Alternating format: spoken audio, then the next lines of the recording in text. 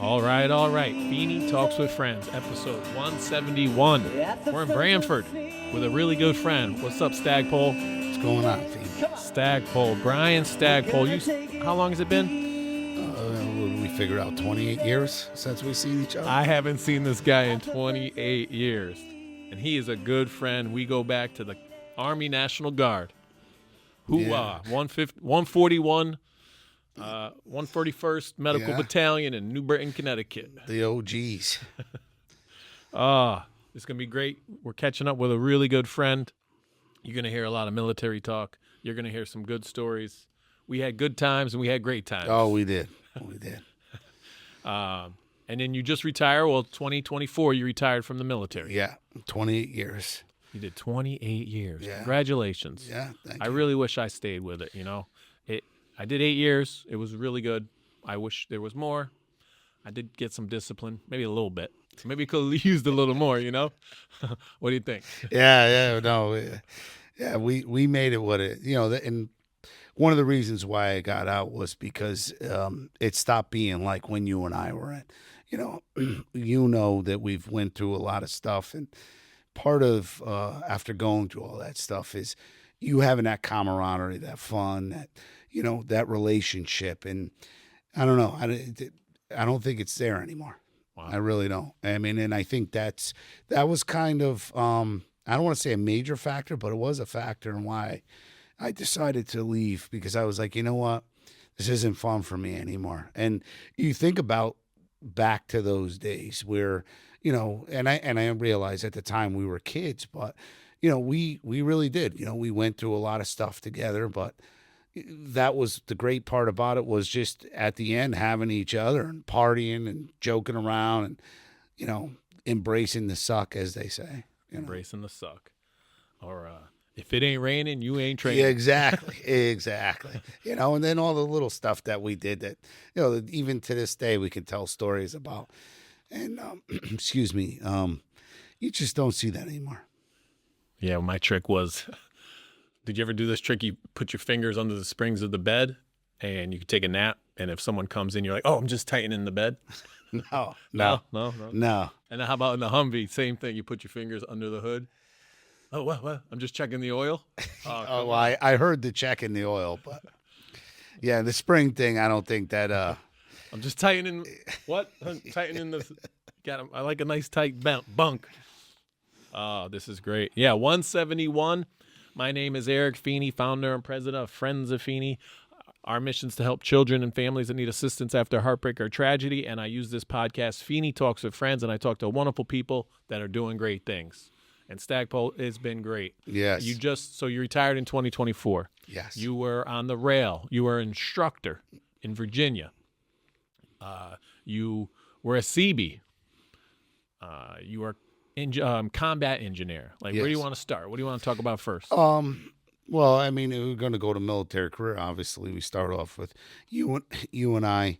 I played college football, and at the time, I was playing for Central, which was a non-scholarship school.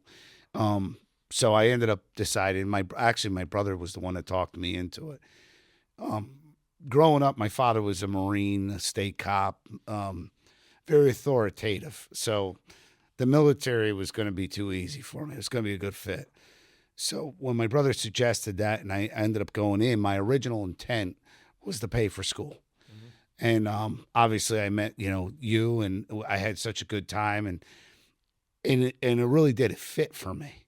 So I ended up going down, finishing my school in Kentucky, got my degree from Union College, finished out my guard career there. And then after about 2 years, I missed it, but I didn't want to do the Army thing anymore. So I ended up going into the Navy Seabees because that was a better fit due to my Army training. The Seabees' big claim to fame is we train, we fight. So it's different than the big Navy. They actually know combat. They can hold the perimeter so the Marines can do whatever they could do. It's a construction battalion. It's a special unit, but it's construction. So I did that. For our listeners, though, is it the letter CB or is it the or No, is it's the waterway. Seabee. Yeah. And they were so in World War II, Mm-hmm. they were created as a special unit for construction. Mm-hmm. But like I said, what happened is they also build for the Marine Corps. So instead of the Marines have to holding a perimeter while you're instruction, they can go out and do their thing. And part of your Seabee training is combat training, which obviously already being in the Army, I was already a fit for. So I did that for a few years, and I fell on hard times at home, like everybody else during not depression, but the recession. I ended up going into active duty Army. At the time, they were like, "Well, we got combat engineer. Your job there is basically you're an IED hunter. You're the tip of the spear. You know, infantry always likes to say, we're the tip of the spear. No, you got the infantry, and then somewhere up above is the combat engineers clearing the way. So I did that. By that time, I was way past leaving, but I knew I didn't want to get blown up anymore. I want to do something more cerebral. Ended up leaving active duty, wanted to finish out my career, did the reserve thing, and ran into a guy that was like, "Hey, I heard you're working for the railroad." He goes, "You ever try the Army Railroad?" And I go, "I didn't even know it even existed." He says, "Yeah, no." And at this time, I was in E7. So I said to him, I go, "Well, I'm an E7. I don't think they're going to reclass me." He said, "If the Army needs you, they're going to reclass you." So what ended up happening is I called up the commander down in Virginia. I said, "Listen, I work for the railroad." Excuse me, I'm sorry. I work for the railroad, and, here's my resume. And he's like, "Yeah, I like it. Why don't you come down?" I did a what do you call it down there?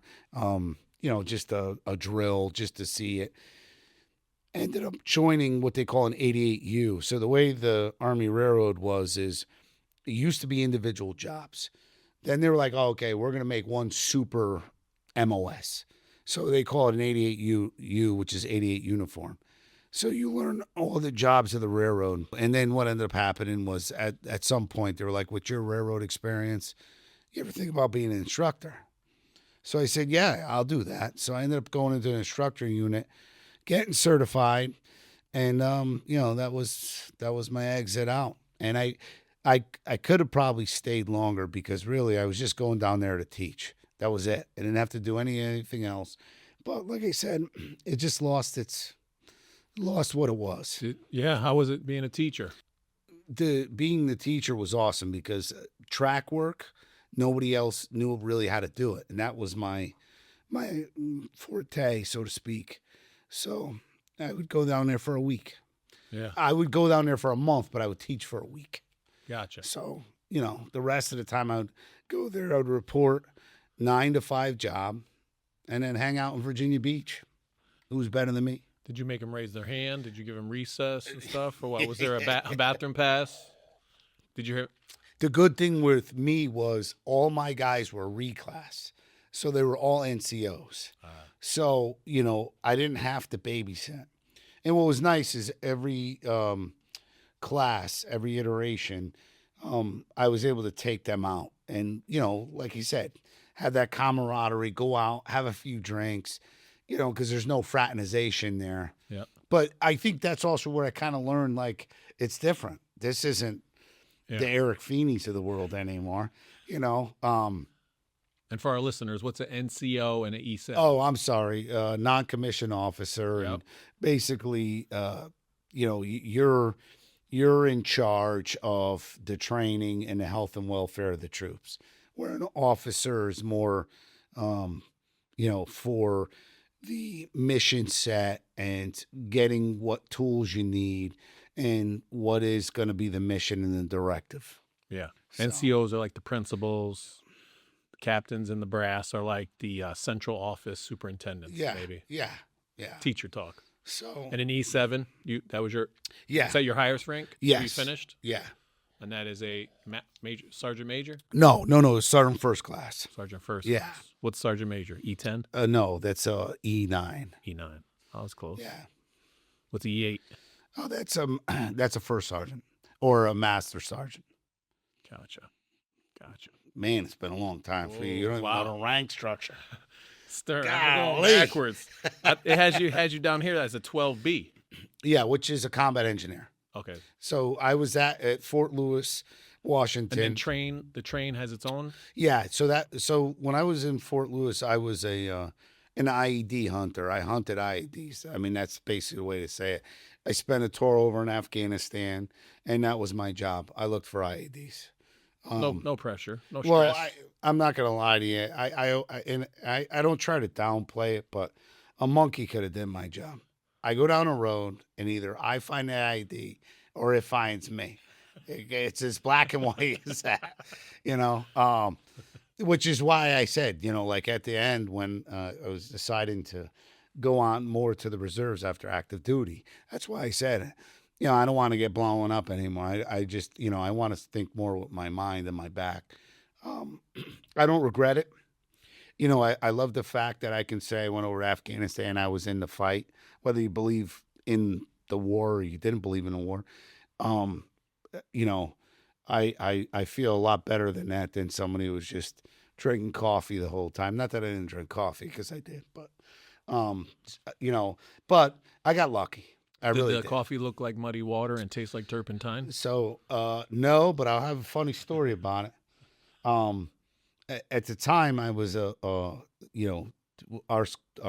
platoon was over there, and because I was a little bit older than everybody, I was big on the coffee, and they had this Nestle coffee that was like it was instant, and it was almost like an MRE for coffees. If that makes sense. Yeah.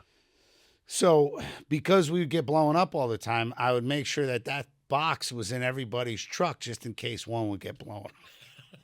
So everybody would know. Like, I didn't even care if they had any other equipment. I'd be like, they would just be like, "Hey, Sergeant Stack, I got your coffee packed in there." Okay, because if you get blown up, I'll go to this truck over there. As long as I get my coffee. That's it. Don't want to see me before my coffee. Listen, it was a game changer as far as morale, because there's nothing better than a nice hot cup of coffee on a cold morning. So you did explosives. Yes. Trenching tools. Mine detectors. Yes. Jeez. Bridging systems? We worked. We didn't really do. We did it. The Charlie Bridge. There's an actual MOS for that. The 12 Charlies. They were the bridge guys. But we learned how to do them. But like I said, my sole job in Afghanistan was I was route clearance. I looked for IEDs. Is that the movie you're going to reference? Is that who's route clearance? Route clearance is me. Route clearance. Yeah. The guy who plays Hawkeye played a bomb. Is there a movie? Do you know the movie? He had a difficult time transitioning back to civilian life. Are you talking about Hurt Locker? Hurt Locker. Yeah, that's garbage. Yeah? Yeah. Not a fan? Well, because he picks up, there's det cord, and he picks it up with like 6 155 rounds. Feeney, you deal with explosives, and there's det cords sticking out of the ground. You don't just go and grab it and pick it up. It doesn't work that way. My job, though, so I don't know if you remember the part in the movie, but there's a Mercedes that's laced or something with explosives, and he's trying to find the wiring. And all of a sudden, everybody is coming out, and his lookout sees these guys on the building, and they're watching. Oh, yep.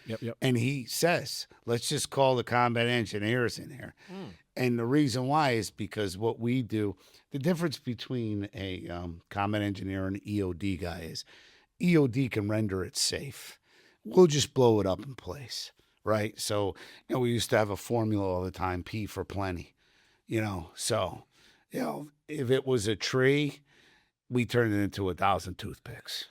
That was our thing. But so that's what I did. That's what a 12 Bravo is. And I was part of a 571st Sapper company. Jeez. Well, cheers. Yeah. So happy to talk with you. It's been a minute. It's only been 27 years. Well, yeah. Yeah. Did we do calculations? 99, yeah. Yeah. A long way from what we used to do. We found our own landmines. Yep. Or we created them. Great. Yep. We had a common friend on podcast. Guest. Yes. That's what got you on, right? Let's talk about that. Yeah. So Jeltema is her kids, her daughter, and her son play in the same hockey club that my son plays for. The funny thing about that is I live in East Haven.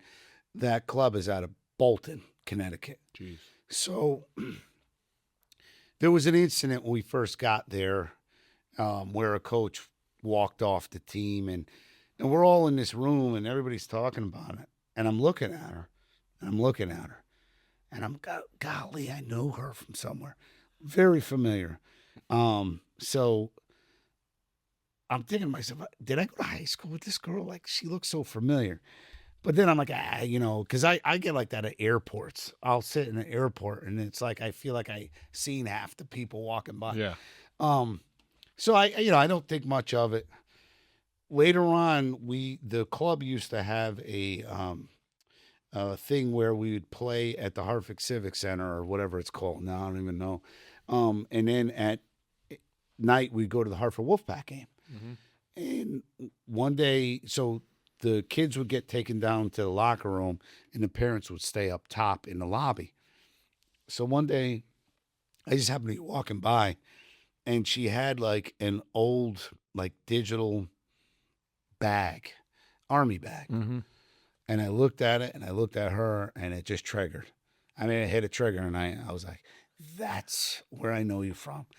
And, we started talking and, kind of like anything else, just like you and I sitting here, just brought everything back. And, and her, her husband is one of the coaches and he's a great, great guy. They're a great family, fantastic family.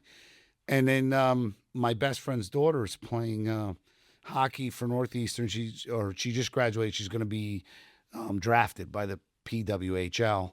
And I brought her up there one day for a camp, and Chrissy's daughter fell in love with her. So they came down to watch her when she played Yale. So it was cool. We kind of rekindled this Army stuff, and, I got her a signed stick, and, Jeltema was like, oh, man, that's awesome. I said, man, this is what we do in the Army, right? We look out for each other. Even all these years later, we look out for each other and each other's families. So, yeah, it was awesome. Yeah, small world, Yeah. And then obviously seeing her on your podcast. Yep. I'm going to try to pull up the minute. I talk about you. You're in a picture, shirt off, yeah, of course. Yeah. That was funny. Episode 76. I think we were in New Britain. In like a park. Yes, that was after an AT. Hanging out. Bell, Lopez. Yeah, that was after Fort Indian Town Gap. I got one picture. I don't know if you wasn't really the crew. I don't know why we're hanging out. It's like a mixed bunch. That was probably a family day. Picnic. But there's or usually after me, annual Bell, training. Stackpole was my guy. Bill Kane was my guy. Naugatuck guy. Lopez. Mendez. I don't know who that guy is in the middle. Not sure. And I think that was Noelle Brown. Noelle. She ended up becoming a nurse down in like DC or something. I think Woyas was a teacher. Yes. In New Britain, I want to say. Yep. I don't know. It was a long time ago. We had a lot of fun. Such a good crew. Oh. Such a good crew. And then you even wrote a comment. You're like, hey, thanks for the shout out. You're like, great to see you guys. Well, I was trying to look. So the hockey club we're a part of does a We Before Me. Mm-hmm. And it takes a lot of the disadvantaged youth, and especially like in the Black community, because there's not a big showing in hockey, right? Yep. So what they do is they, give them a chance to get on the ice, very low cost, if not anything. People donate, and she's a big part of that. And I was trying to look for it for some reason. I can't even remember why. So I was trying to put up her name because she was on she was part of, like one of those major channels, like Channel 3. They were interviewing her or something. And so I was like, let me put up her name because she used to be the spokesman for the state police. So I knew she would come up. And then I saw her sitting there in the uni, and I saw your name. And I was like,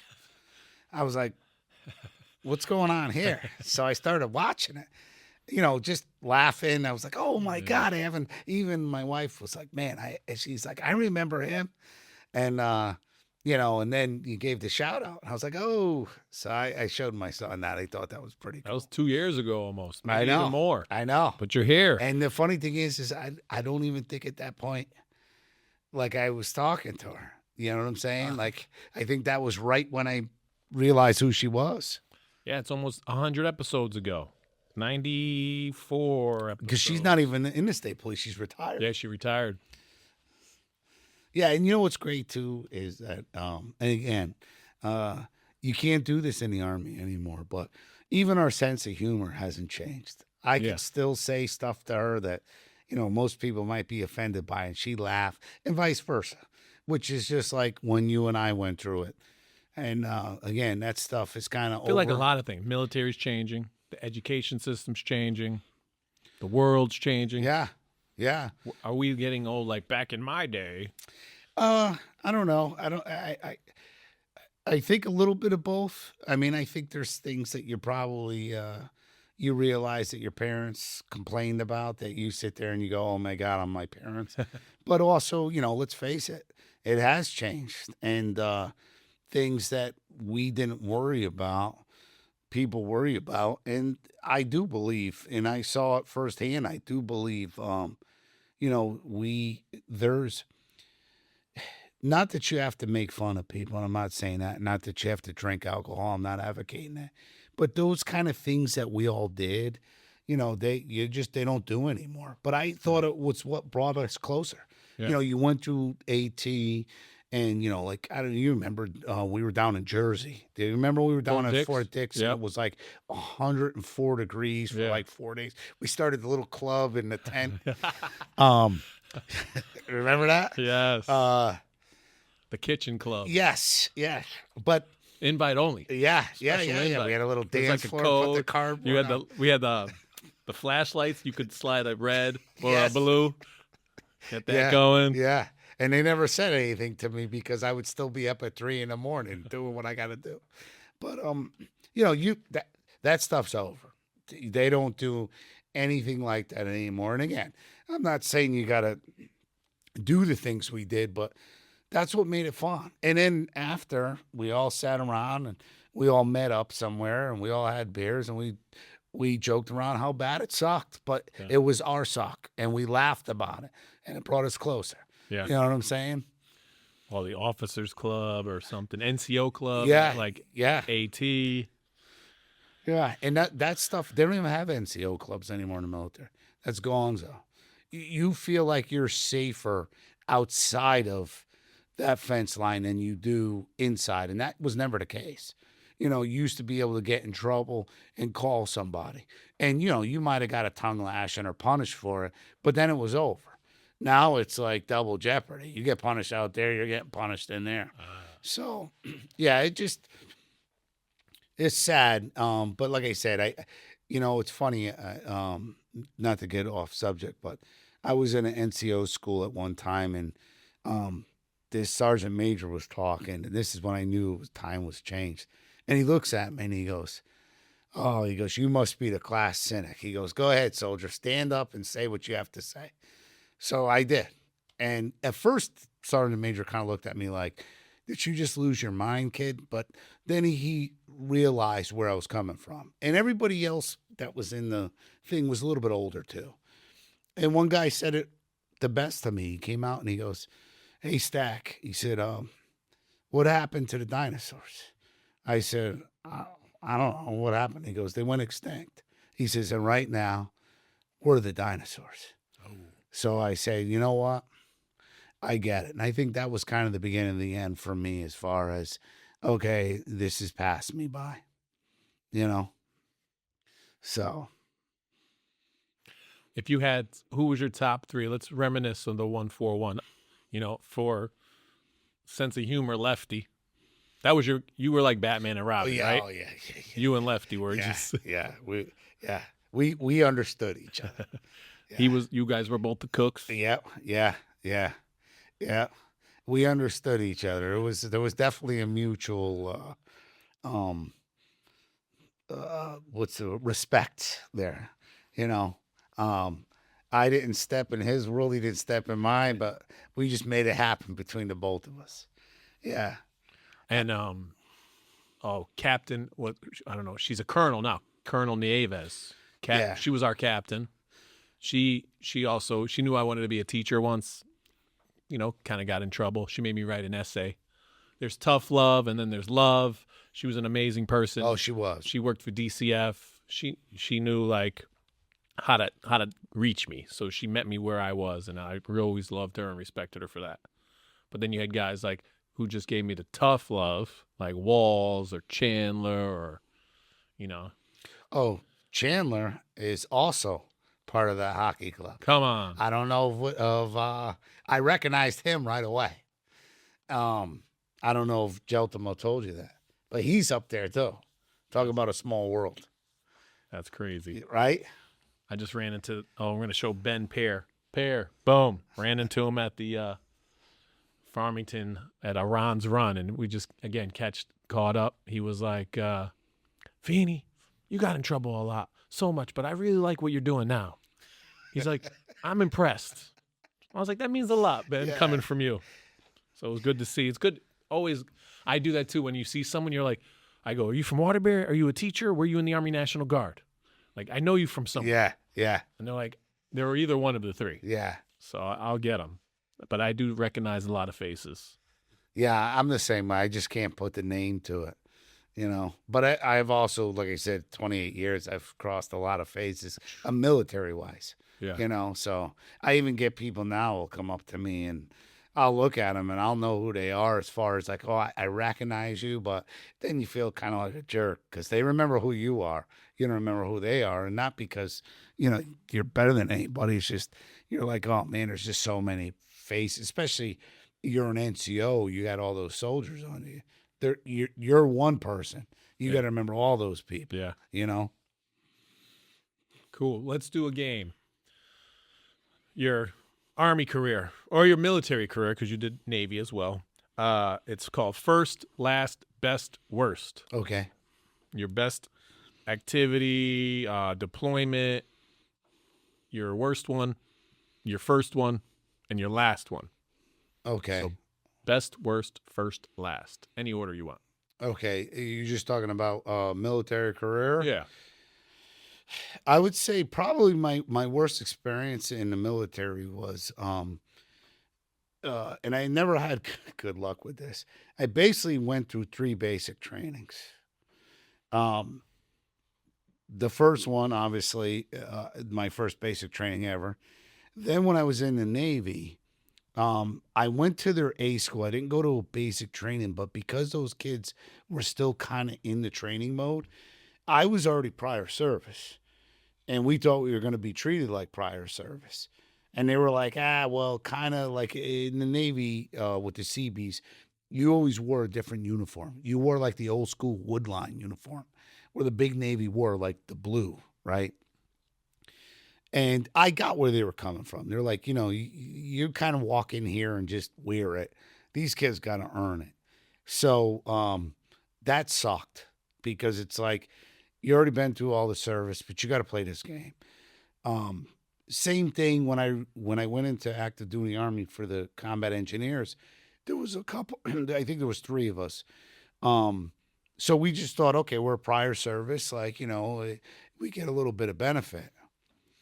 They didn't know what to do with us. So what do? Now, combat engineers is what they call OSUT training, right? It's one station unit training. So it's just one big basic training from basic training to your MOS. So what did they do, Feeney? They put us in with all the trainees. Oh, boy. So that sucked. So I'm like, yo, this is like the third basic training, right? I had to be like you think at that point I'm like the most disciplined soldier ever. That was probably the worst. Probably the best is my tour in Afghanistan, because doing what we did, everybody came home. And I'm really proud of that. I'm really proud how we took care of the soldiers. And, truth be told, some of them didn't do really well after. So there was a lot of impact after. So I was proud of that, but that kind of came at a cost. What was the other thing? First and last. First and last. Give me a little more to play with on that one. Like the first thing you have ever done in the military and the last thing you ever done in the military. Your first is probably basic training. Yeah. Did you go to Fort Lost in the Woods, Missouri? No, I went to, that's where my A school was for the Seabees. And that's also where my Navy OSA stuff there? training. Yeah. Yeah, that's where the Seabees were at. That was also my OSA training. But I actually went to Fort Jackson for basic training. And I would say my last is my retirement, is in, even that was a hassle. I mean, my military career is. You said it was a long and windy. Yeah, one. it was a struggle. It was a really struggle. There was a lot of stuff that just, for whatever reason, didn't work out for me, and I don't know why. I kind of screwed up my my rank a little bit because I jumped around. I think if I just stayed in one course, maybe I would have did higher, but I didn't really care about that. I mean, I had opportunities, and, I enjoyed it. I like I said, being raised the way I was raised, it fit like a glove for me. I loved our time together. I loved it all the way up until the end, and then, like I said, it started getting to the point of this ain't me anymore. Yeah, your dad was a cop. Yeah, and he was a Marine. He was all about. He was old school. That's why I said it. I remember going to basic training. You had people talking about, oh man, the first time that drill instructor was yelling in my face, I almost passed out. I'm like, are you kidding me? Like, he hasn't even reached the decibels. He's just talking loud. I was like, yeah. My dad hit okay. me with that when I was 10. yeah. Oh, that's great. I always had pots and pans, so I was always in the back room, washing pots and pans. I don't even think they do KP duty anymore. They don't? No, that's gone a long time ago. And it was like a punishment or what? Because I don't. Again, I don't know. They just always assigned me. I was a toe walker, so marching wasn't my thing. So they gave me KP 3 days in a row, 180-degree water, hands like lobsters. Yeah, they just looked at me like, hey, dude, you look like you can wash some pans. But I didn't mind it because they never fed you. So when the food came in from the field, you were like a crackhead. You were like eating chicken behind the wall, I love it. No, shout out. Do you like UConn? There's a super fan, Little Red. He was in the Navy. He was podcast episode 168. Go check it out. He's in the Navy. I think he did 8 to 10 years. So, and then I had a colonel on. He did 30 years. Then I had D-Lock on, Jeltema, military podcasts. Ooh, Paul Buca, Medal of Honor recipient. Oh, wow. Yeah, he That's just recently awesome. passed away. He outranks, even though he was a captain, he outranks the colonel because he got the Medal of Honor. I didn't know that. Yeah. I met one in my life in Washington, and there was in Washington, I actually lived on this Olympia Lacey line, and there was a bar. It was called Nisqually Bar, and it was on my way home. And, you would love this in true our fashion. You had a blue book you had to carry around, which was the rules of the base. And then your captain gave memos on their expectations. Well, one of the memos was basically you can drink alcohol as long as it was like a 60-40 bar restaurant. So it was like 60% food, 40%. You couldn't just walk in there if it was strictly alcohol. and you couldn't do that if you had duty. So if you were on call or whatever. And so I used to carry that around with me. Swear to God, I used to carry it around. And I used to go to this bar. So on a Friday night when they dismissed you and they said, okay, you know, everybody's dismissed, have a good weekend. I used to go there in uniform and I would sit there and have some some beers. And of course, there's all like retired, Army guys. And it was a military bar. But it was cool because one Christmas, they had this guy come in. And again, he was an older gentleman. Like you said, he's since passed away. And he had a Medal of Honor. And of course, they made a huge deal about him, which I thought was the coolest thing in the world because the people making a bigger deal about him was more the civilians, like the people that worked there. That was the only guy I met. But the reason why I'm bringing up this story is it was like my 2 weeks before I ETS. So I go in there on a Friday night. That was my routine. And only one time I ever been in there, somebody questioned me about drinking in uniform. And Feeney, I had that thing locked. That I just pull out the memo and no, I can drink. Here it is. You know, I remember one guy looked at it. He was like, I've never seen this before. No, that's from my captain. Signed, sealed, delivered. So I step in there and some guy is in there and he's like, Army police. You shouldn't be drinking. I said, no, I said, I'm allowed to. He's like, well, he goes, it's not a part. I said, nah, it's part of the blue book I got. And I said, and I got a memo from my captain. And he's like, well, he goes, they came out with a new blue book. All right. I don't know who this guy is. I got a couple weeks left. I'm not going to argue with him. So I drank there so much and he knew me so much, I cashed out. I'll never forget this. The owner, who was a lady, comes walking over and she sees the lady cash out. And she goes, I hear the conversation. She goes, what's going on? He goes, oh, he's cashing out. She goes, is he sick?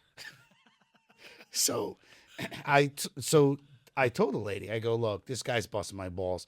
I don't know who he is. He could be a sergeant major. I got 2 weeks left. I don't need this. Even like a retired colonel's like, what? He's like, this is stupid. So she paid for my drink and I leave and I want to say I'll go back there a week later. And the coolest thing about these people were I walk back in there and I see the bartender and she was like, yeah, she goes, man, she goes, we're sorry I missed you last Friday. She goes, that guy, she said, we kicked him out. She said, he's not allowed back here. Yes. I said, oh man, that is awesome. Wow. Because again, I was not bothering anybody, and I would have 5 or 6 beers, wasn't getting obnoxious, and I would go home. I'd have like a ham and cheese sandwich, whatever it was. So I mean, this guy just came out of nowhere, but I just thought that was the coolest thing ever. That's awesome. No, it's good. I'm so glad I served, and I love talking military and meeting people and hearing their stories, and that's good stuff, man. Retirement. So you're an Islanders fan. Yes. Yeah. What happened cool there? Yeah. So a buddy of mine, I used to have season tickets to the Bridgeport Islanders, and a friend at work, my foreman, said, hey, man, I signed you up for something. So I'm thinking it's work related. And I got mad. I'm like, are you kidding me? He says, no, man. He goes, I didn't want to tell you, but like your wife has to be involved in it. And he told me, he says, I put you in. So they honor military veterans and they do a whole thing. So she actually had to go down to Long Island and go in a room like this and get recorded and speak. And they put her on a big screen. They selected me and, they gave me they brought you down, they put the camera on you, gave me an official jersey with my name on it. And cool thing is they give you the number for the year, but that was the year I retired. So, it really meant a lot to me. And Stackpole 24. Yeah. Where's it right now? It's hanging. I'm gonna put it in. Somebody was like, "Oh, you should wear it." I go, "No, I'm not gonna spill a thing on this thing." That thing's going in a shadow box. Yeah. I mean, it was a great honor. Jeez. Yeah. I was down in Richmond. I don't mean to keep going off on a tangent, but I was down in Richmond, Virginia, and Islanders are in the playoffs, and this guy got me good. I'm looking for the Islanders playoff game, and of course down there they don't care about hockey. And you go into a lot of these sports bars, and I really don't understand it. No one knows how to work the TV. You're a sports person. You have no idea what sports are on. It just doesn't make sense. But anyways, so I'm asking, but they were nice enough to try to figure it out. Feeney, this goes on for a few minutes, and they're looking, and they find it finally. And this guy next to me, he goes, the bartender comes down. He goes, "Excuse me, can you put on, soccer on this one?" And my head whipped around, and he started laughing. And I said, "Oh, man, you got me good." I said, "We were about to fight on that one." I said, after all that, come to find out, they were like the head of the Canadian fencing team, which was weird. But I saw the guy in the Olympics. Love it. Yeah.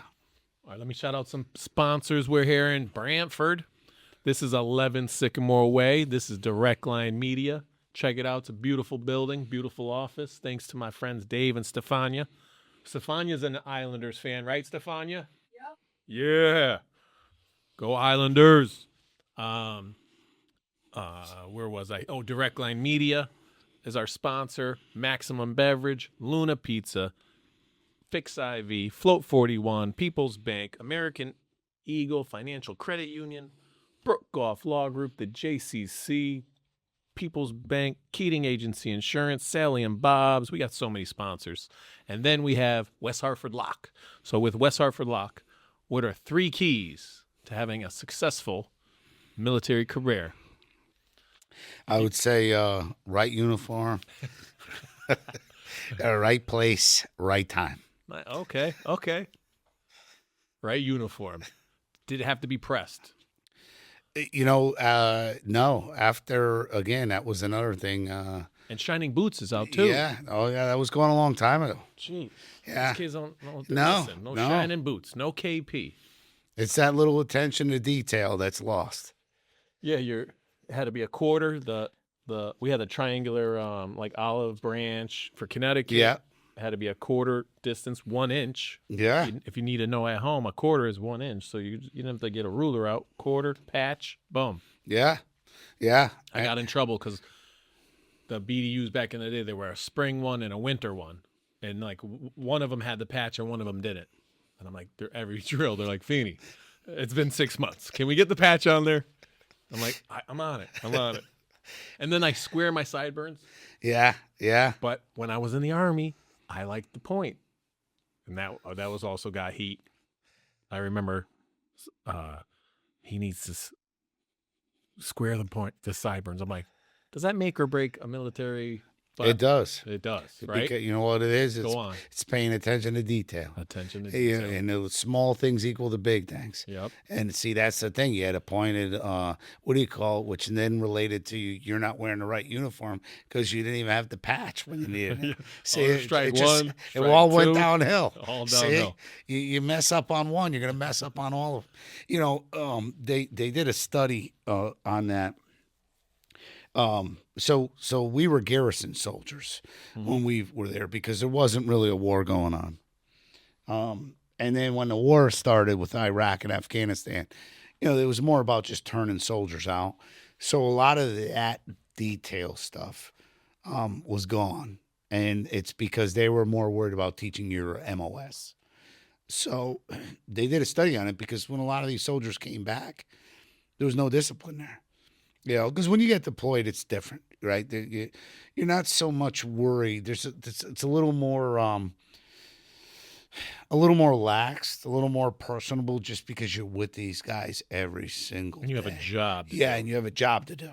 So Not it's just sit around and wait. Yeah. Look busy. And yeah, and it's not like hurry up and wait. yeah, I hate if that. we're out in the field or we're looking out for IEDs and we've been out there for 4 days, Yeah, sign and me you up and for I that. are in That the sounds same fun. truck.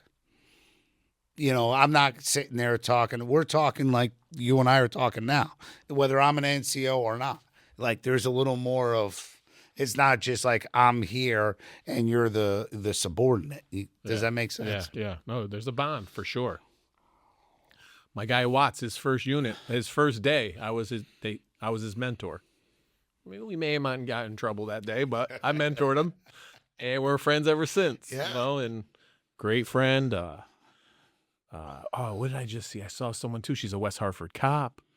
I saw some guy at the gym. It was like yes, they're everywhere. Yeah. If you served in the Army, you'll see someone. Yeah. Oh. But I mean, that's the thing, though, Feeney. You always did your job. It wasn't like, we had our fun, but you had to make the most of it. I couldn't find our picture of you flexing all jacked up, but I did find my basic training with my drill sergeant. This guy didn't smile, and I tried not to smile. But can't beat it. Love it. Army National Guard. I'm so glad. Again, allowed me to go to school. GI Bill. Went to Southern Connecticut State. Yeah, you played football at Central and West Haven, right? West Haven High School, running back. Yeah. What are some career highlights on the football field? I mean, my freshman year at Central, I played both ways. So, yeah, at the college level, I did. I played both cornerback and running back. I was more of a out of the backfield, but, punt returns. I played all special teams. Like a Darren Sproles? Yeah, kind of like a little bit of a utility guy. So that was always a thing. And then, West Haven, I was there when we beat Wilby. No, okay, but there was also something else, right? Actually, you want to know a true story, and this is Wilby, Waterbury. I set the running record for West Haven against Wilby. How many yards? 244. Whoa! But then they got beat later on by year, somebody. What year was that? In 1993. Okay. Yeah, I wasn't there when you guys upset them. But you know who I was coached? in school when that happened. You know who I coached with? Small world again. Vaccaro. Oh, come on. Coach Vaccaro and I are very good friends. Stop. Yes. Wow. D-Lock has some funny. Jim Vaccaro will be grabbing his. Come on, Lock. Hey, him and I coached together. Come on. Yeah. Vaccaro, yeah, he was at Wilby. Great guy. Yeah. Old school. Yes. We've had beers. We've drank together. We've coached together. Him and I. He's on my Facebook. Oh, come on. So our motto: be a good friend, hold the door, pick up trash, be charitable. Be a good friend. What makes Vaccaro a good friend? That's for you. Well, his dedication to the youth. Yeah. I mean, his dedication to the student athlete. I would say, he. I mean, it's not just his love for football, but how many years did he put in administration? How many years did he play? I mean, not play, but how many years did he coach? Yeah. And even one of the things I have to say with him would be a good friend was he. At a time, I wasn't there yet. I was there the next year, I guess. Apparently, East Haven's program was going to go defunct. They had a problem with the old coach, and he's the one that kept it together. No way. Otherwise, what year was that? It's a great question. I want to say he was like a guidance counselor or a principal at Wilby too, or vice principal. Yes, and his wife had something to do with. I think she was like a principal at Cheshire or something like that. She was also involved in the educational field. But yeah, no, they were actually, I want to say the kids, they fired like the coach mid-season. And I think the kids were just going to give up on it. And he held it together. So, I mean, kudos to him. Where did he live? What was his connection there? He lived in Hampden. I don't know what his connection, I don't know if he was just helping coach, being assistant coach, or maybe he had something to do with the school system. Because I guess when you get to that level, you're kind of a free agent type of a thing where you might not be working anymore, but you could fill in. So, all his years at Wilby, you're in East Haven, and all of a sudden your assistant administration has to go on leave for, I don't know, pregnancy or sickness. Yeah. He's the type of guy they can call up and be like, hey, man, we need a fill in because he's already got the credentials. Yep. No, that happens all the time. Yeah. Okay. But he's When's the last time you saw him? Or talked to him? well, he moved to Florida. I haven't talked to him in a while. Like I said, he's still on my Facebook. He moved to Florida. I want to say Juniper. Jupiter is where all the golfers are. Yeah, I know somewhere down there because I remember if I remember correctly at the time, he lived by Bill Parcells or somewhere in that area. I had this big floppy hair, and I tried to get a green headband that I could get my hair to fit on the helmet. I'm putting it on. I'm freshman, nervous, scared, first time there. I just want to get the hair out of my face. He's like, "What the hell is that? What do you think you're Deion Sanders? I can take that shit off. We don't wear that." And I was like, "Oh, sorry, sir." And I shaved my head to like a crew cut like yours, so I would get the helmet on. But yeah, he was a great guy. I mean, I don't know how he was as a coach to you guys, but I learned a lot from him. And again, he was one of those guys I connected with right off the bat. And I don't know if it's just because I have more of an old school mentality. So he was kind of like, because obviously he's much older than I. And we used to talk football all the time. yeah, And I don't know, maybe he was impressed with my football knowledge, hopefully. But no, I'm very glad I crossed paths with him. He was an amazing person. Wilby High School, represent Coach Vicario. Small world, right? Coach Chesky. I have no idea. And then Coach Krill, two of my favorite, and Coach Parisi, like three of the most important people in my life, right? Yeah. Coach Krill was my chemistry teacher and my freshman coach. Win Chesky was like my neighbor, my family friend, and my coach. And Mr. Parisi was like an older gentleman that volunteered and just has been at the program for 60 years with a huge heart. And then Vicario was like the head honcho, and they kind of worked under him. And football does good things. Yeah. Wish I stuck it out, but The funny thing is with you is you have a world of discipline, and you were a glutton for punishment because you got yelled at kept in the getting Army. punished, you kept cutting back. Oh yeah, I got thick skin. Kids say something to me, I'm like, "What? You think that bothers me?" I had Coach Vicario. I was in the Army. My dad, of course, was rough too. Oh, it's great. Whoa, what's up? So you like tuna sandwiches or parades? Yeah. That was great. All the stuff you and I used to get into a lot of stuff, but I think I was just a little smarter with it. And you just kind of came out with the stuff, and they were like, "Oh," they always kind of knew I was somewhere involved. They just never could connect me to it.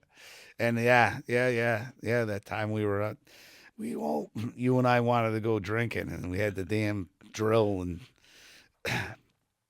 I had the best line for that. So don't worry about it. We got food poisoning. We both can't make it. Oh, because at the time we lived by each other. Yeah. Because you lived in New Haven, right? Yep. On El Grasso Boulevard. Yeah. And I lived in West Haven, right around off of Route 34. Yeah, we were close. We were really close. I was on Brownell, right by the Village Pub, Westville Pizza to Dunkin' Donuts. Like, it was a hot spot. Yeah. Oh, you come over. I don't know if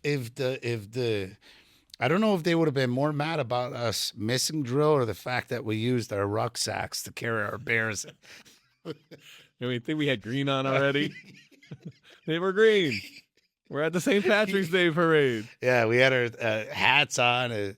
We had like 30 packs in the damn rucksack. That was before the camo packs came out because we would have definitely filled that up with beer. Oh, the good old days. Yeah. Yeah, then I remember Chapel Street a couple nights with you. Yeah, I remember you used to have some parties there. Used to come over for the parties, yeah. All the National Guard people came over for the party. Yeah. Well, like I said, it's kind of sad because I don't think a lot of the kids see that anymore. And even like you were saying, you got in trouble, but it was more like scoochy, fun stuff. It wasn't like you were doing anything crazy. It was just like, hey, Feeney, don't go down that road. And then you walk down that road and everybody laugh. And, yeah, you know what I'm in saying? reflection, I was 17, 17. Well, I joined at 17. and I did 8 years. So, as a male, my brain didn't fully develop till 25. At least I tell myself that. Yeah. Giving yourself some credit. A lot of learning took place. Listen, you can't learn without a mistake. True. Fail is called first attempt in learning. That's why pencils have erasers. Okay. Mistakes are expected, inspected, and respected. And I made a lot of them. Is that what you tell your students? Yeah. You can make a mistake as long as you learn from it. Yeah. I knew all the tricks. I knew all the tricks in the teaching.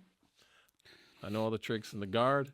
Well, that must stink for your students because they think they're getting away with something, and you're like, no. Yeah. It's not like, like I always say that when my parents were growing up, they just didn't do, not that they didn't get mischief, but their mischief was different than my mischief. Yeah. So they just didn't do a lot of stuff. Yep. So now it's like, with my kids, you're like, no. Like, there's a little more of a struggle on your end on this one, My daughter's like, you have so much lore. Like, I'll just drop a random story. Like, you didn't know I got beat up by a guy with no arms and no legs? They're like, what? You didn't know? Like, lore. That's the funny. dad lore. How old are your kids now? They're 17. Oh, I have wow. twin girls. Oh, Off God to bless you. Yukon and Quinnipiac. Oh, nice. So, yep, very What- happy what- and excited. What are they studying? Law at Yukon, Really? PA program at Quinnipiac.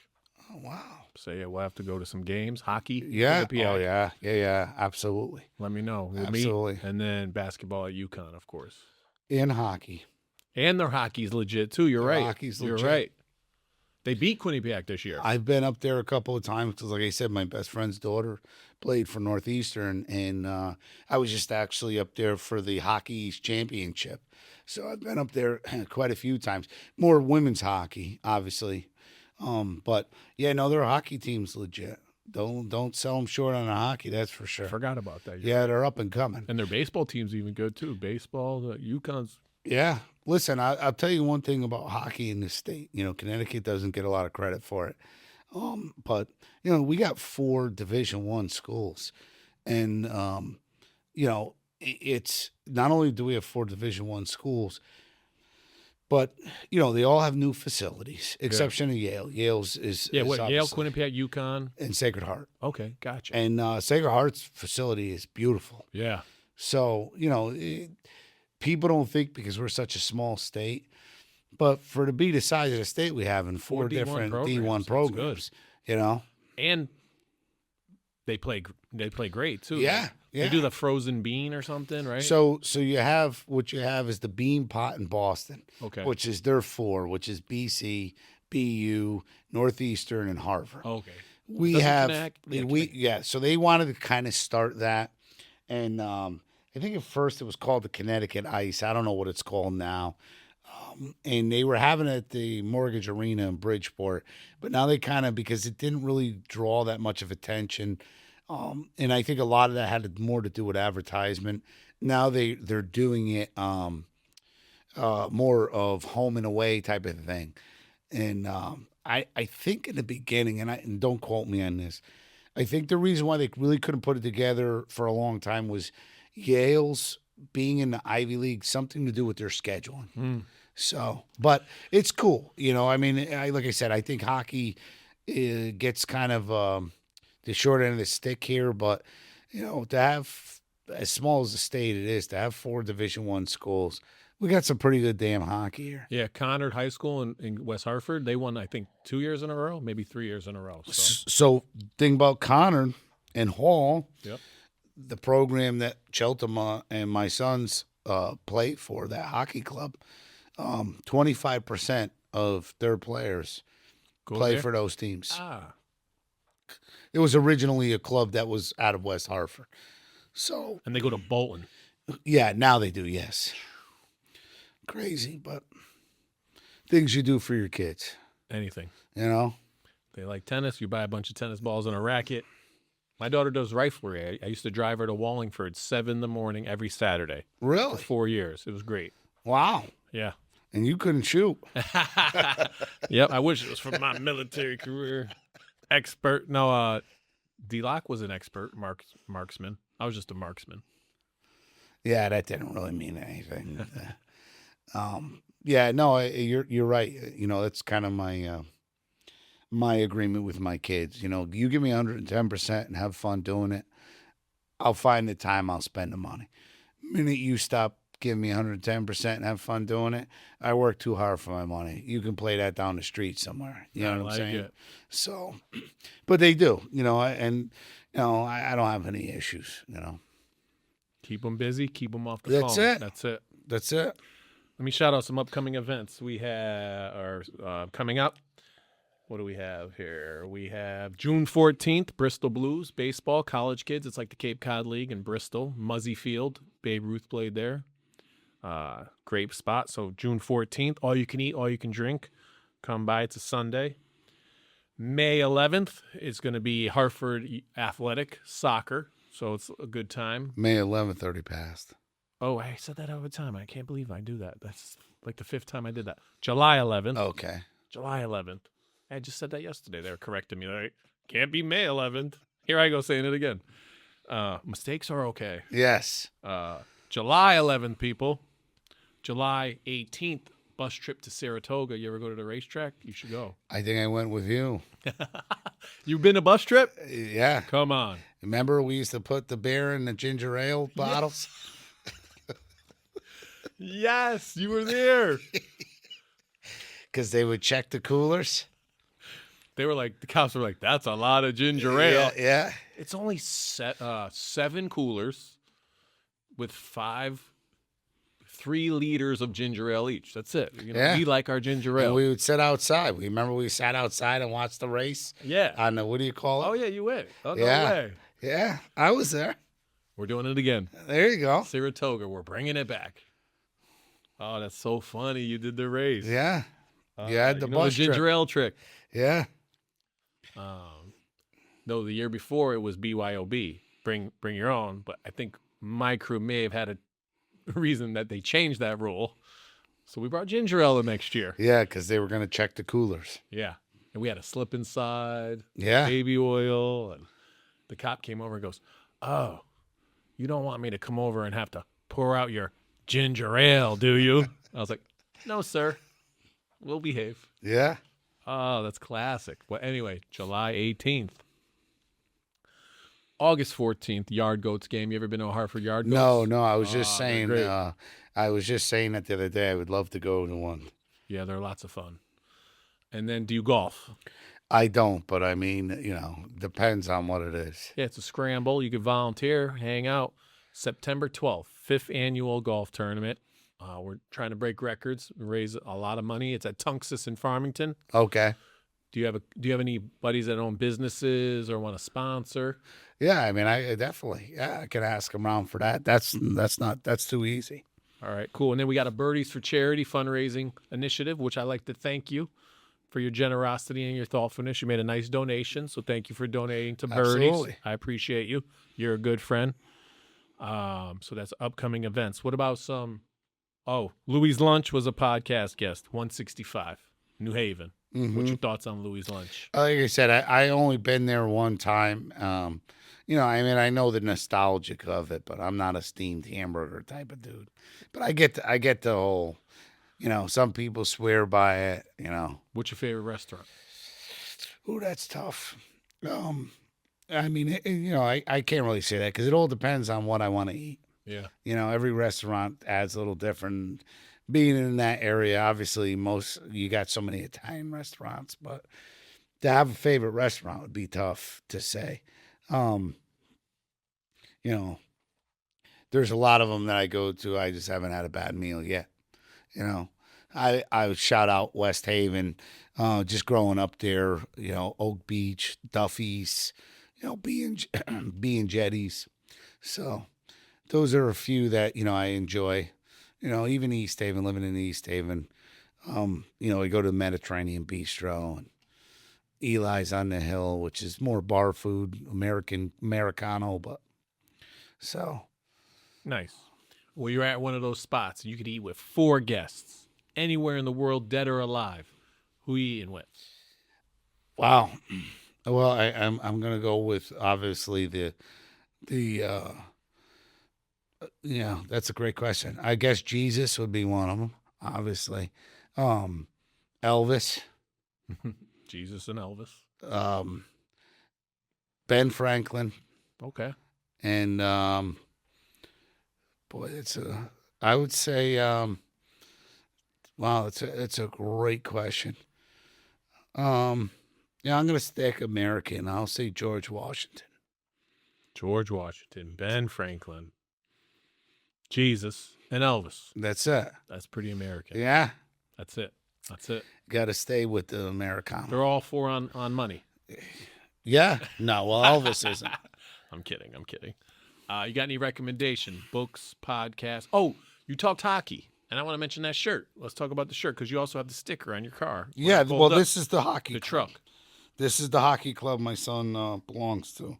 Yeah. And again, it's what's great about it is Jeltema's kid is in that too. Yes. Gotcha. Um, Chandler's kid too. yes. Jeez. What's different for this particular program is it's solely based on development.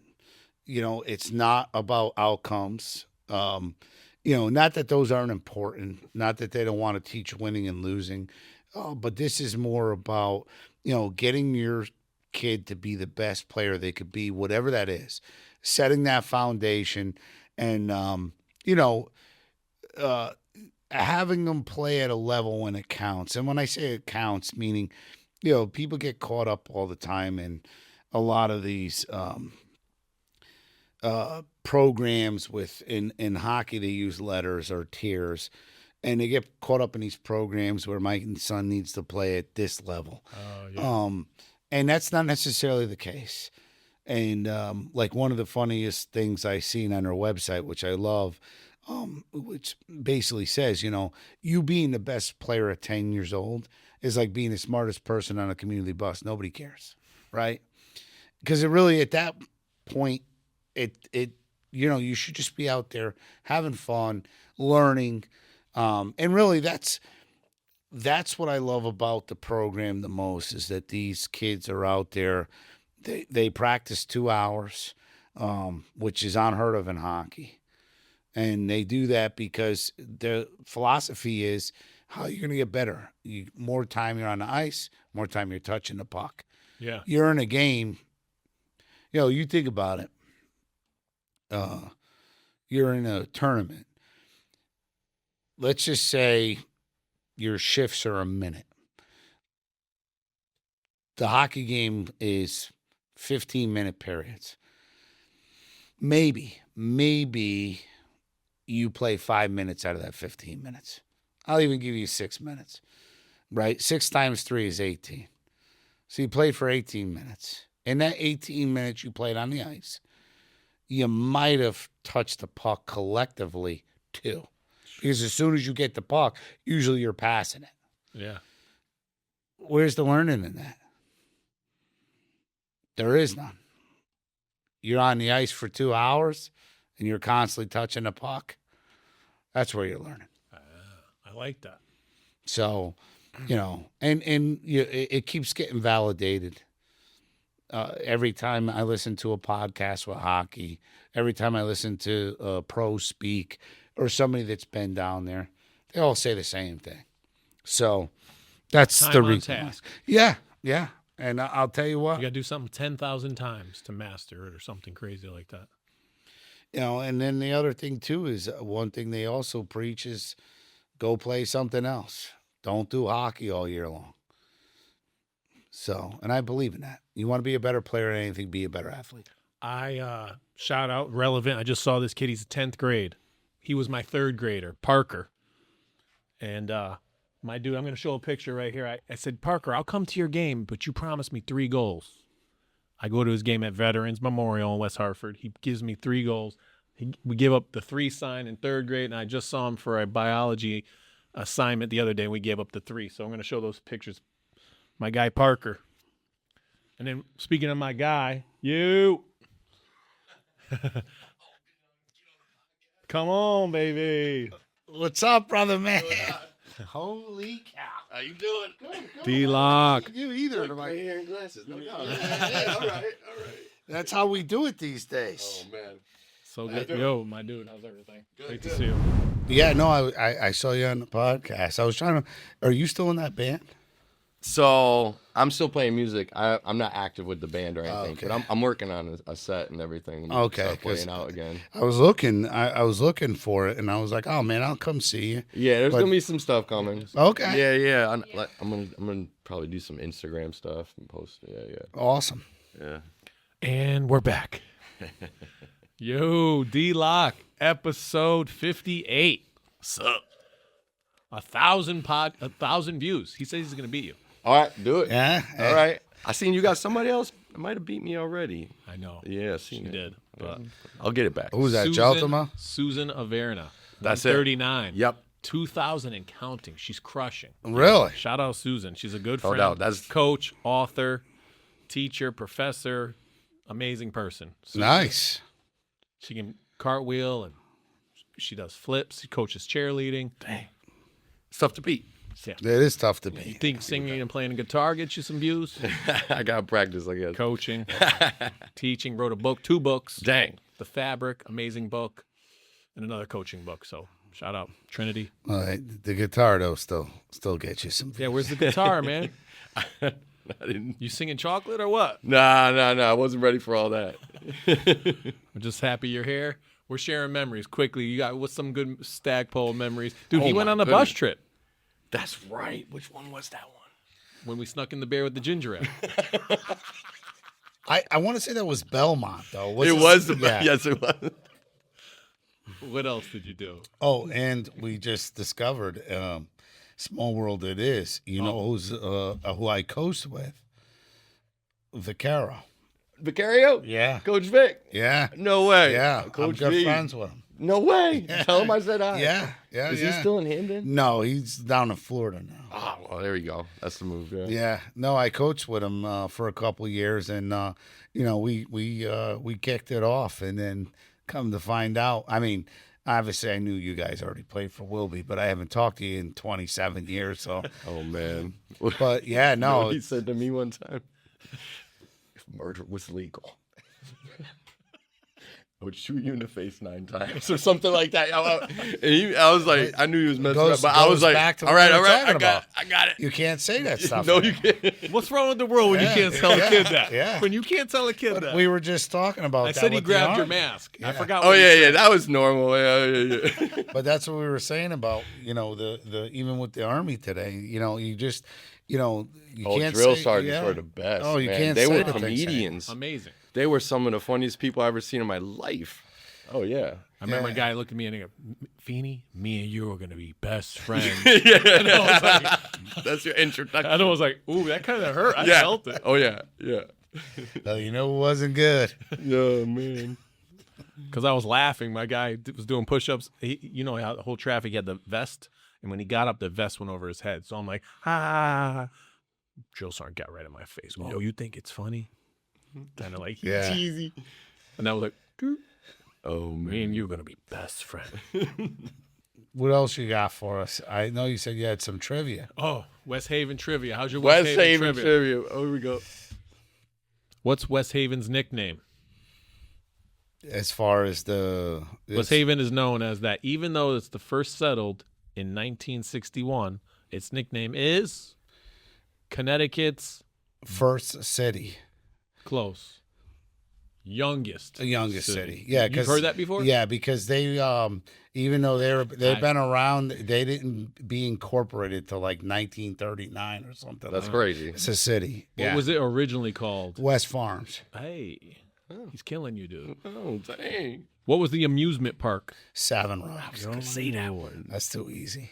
What college is in West Haven? UNH. He's crushing. Oh, who attacked and burned parts of West Haven during the Revolutionary War? Campbell.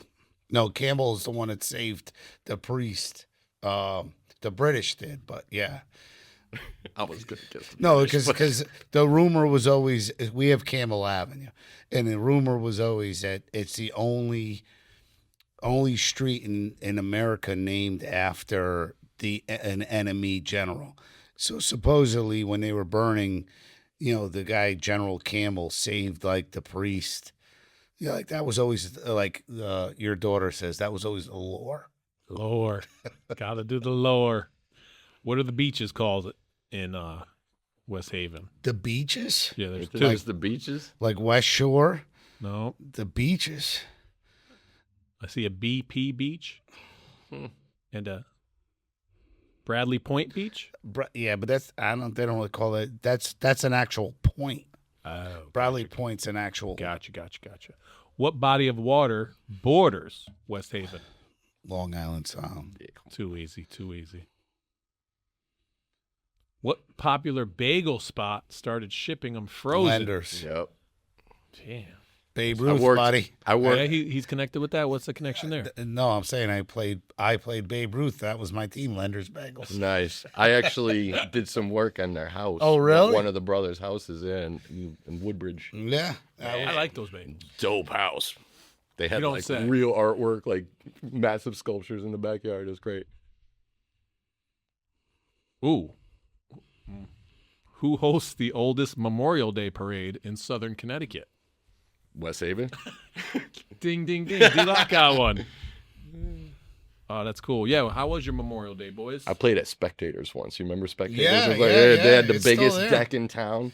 It's still there. I think it's something else now. No, yeah, but it's not. It's scoreboards. Okay, yeah. But it's not. Yeah, that's not the biggest deck in town. Actually, what was pretty cool is they just built this new place called Riva's, and the old Chicks. Remember Chicks? Yeah. So they knocked that down. And they built this new place, Riva. And what's cool is it really has a beachy feel. There's an outside. They got a big bar outside. They actually, and it might be something you might want to look into at some point. They actually have a theater, not a theater, but like a place for a band. Like an They could- amphitheater kind yeah, of thing, like right? you could play, and then they got like an inside, huge TV. But you finally sit there, and growing up there all my life, West Haven really didn't have an identity, right? Back in the day when Savin Rock was there, it was a destination. Right. But growing up, it wasn't a beach town, really, because even though it has the longest stretch of beach in Connecticut, no one really went there for that unless you were, like, local. And even that, you only went to, like, 3 parts of the beach. One by Bradley Point. But like I said, Bradley Point is an actual, like, jetty of rocks. It's not a beach. There was, like, the South Street, and then there was, like, in between. But there's like a whole coastline that doesn't even get touched. So, for them to actually finally build something that's like overlooking the water, and you can actually sit there on a Saturday on a beautiful day, like say today, and just sit there in a chair and like look at the water and forget you're in West Haven and just think like, wow, this is like Florida-esque. Yeah. So they finally are building stuff like that. But for a long time growing up, you didn't have that. You had Jimmy's, which Captain's Galley. yeah, but Jimmy's. Captain's Jimmy's. Galley, yeah, and that's been knocked down forever. Yeah. Man, I feel like I know more about Waterbury than you know. There's a challenge right there. Yeah. Waterbury. Every podcast. 176 podcasts we mentioned. Waterbury. The Brass City. The Brass City. They had Yeah, brass so- on the Titanic. Did they? Yeah, they had brass on George Washington's uniform, the buttons. You could Brass also City. get dime bags in a chicken wing box. Yeah. I believe that's called progress. You get 40s at Shorty's. I went there one time to watch the Bronx Tale at what's it, Oh, the yeah. Palace Theater? No, what's No, their, there's a smaller one. No, but what's Seven their- Angels. no, but what's their The main joint is Palace. yeah, Palace Theater, and I think about this stuff, and I don't know why because I'm an idiot, but like I look at it and I'm like, man, stuff like this, like say for the town of Waterbury, like the parking stinks. There's really no good restaurants in the area, and I'm like, you got this old school theater, Mhm. and but it almost makes it on, like you don't even want to go.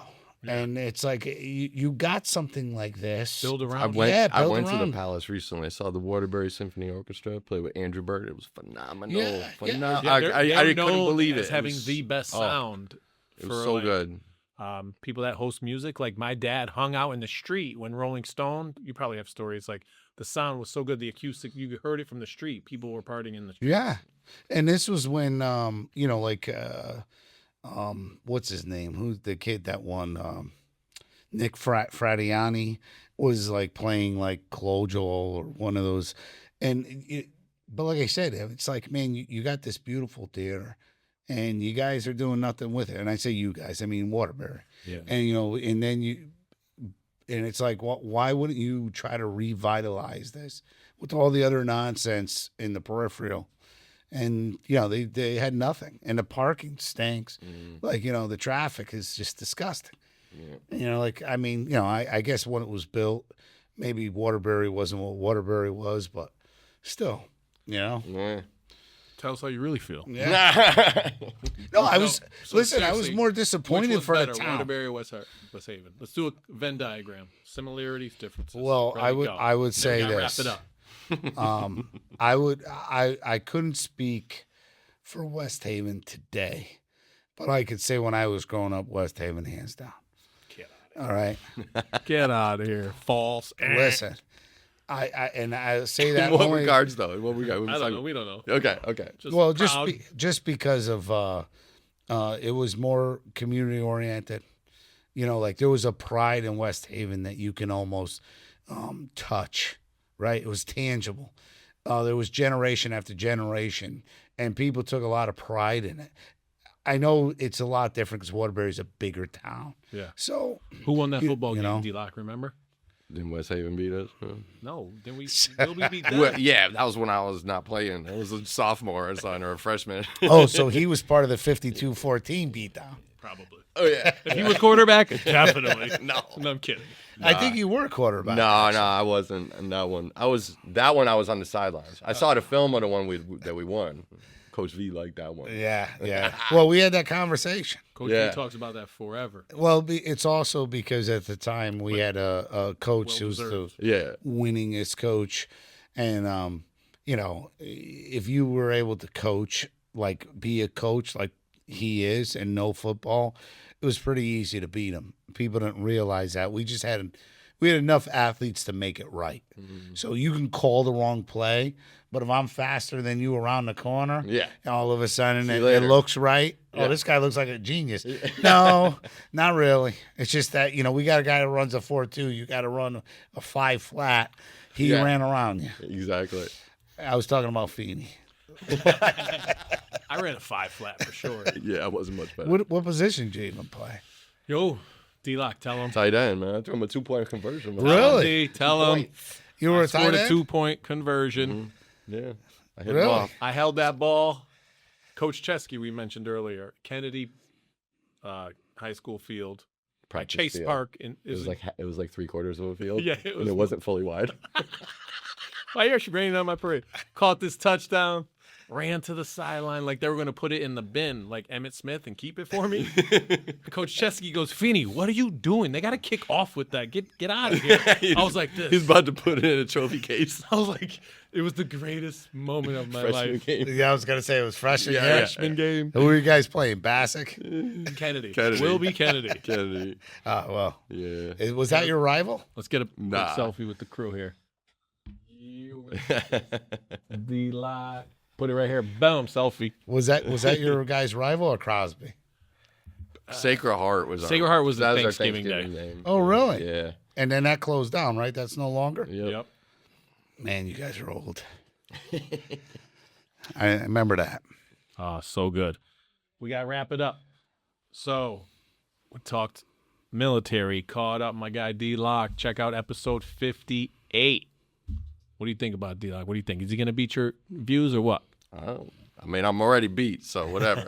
I got to pump my numbers back Let's up. go. Yeah. Stackpole's amazing to catch up with Yeah, you. no, I 27 appreciate years, and we caught up like day one. Like, Yeah. we like right where we left off. That's what being a good friend is about. We talk about being a good friend. and that military bond stays true. And I can't thank you guys enough. Any closing remarks? Yeah, man, I feel like I caught a 2-point conversion today, man. No, it's just that good, right? Yeah, I'm going to throw this one in the bin, buddy. They ain't kicking this one off. That's right. That was No, really I cool. appreciate it, and thank you for what you do with the kids. And this is awesome. You know, it's awesome all the stuff you do, and hopefully I could be a bigger part of it besides the donation. Yeah. Maybe make one of your, I would love to do the Argos game, but hey, the golf is never out of the question, especially since there's drinks involved. Gotta So. play. Yeah, well, I got He's played every year. Yeah. unfortunately, not unfortunately, it's the wrong word. My son's plays hockey, so I try not to. You only get this time around once, so I try not to miss the games if I don't have to. I mean, obviously, for something like this, it's for a great cause. It's not just to hang out. But like I said, soon this is going to be over, and I'm never going to get that time back. So That's right. you know what I'm saying? I'm with you. So. No, so good to talk with you. This is Feeney Talks with Friends. Follow us on YouTube, Spotify, anywhere you could stream your platforms. Please like and share this podcast. My guy's a good friend. On 3, we're going to say be a good friend. 1, 2, 3. Be a good friend. At the friends of Feeney.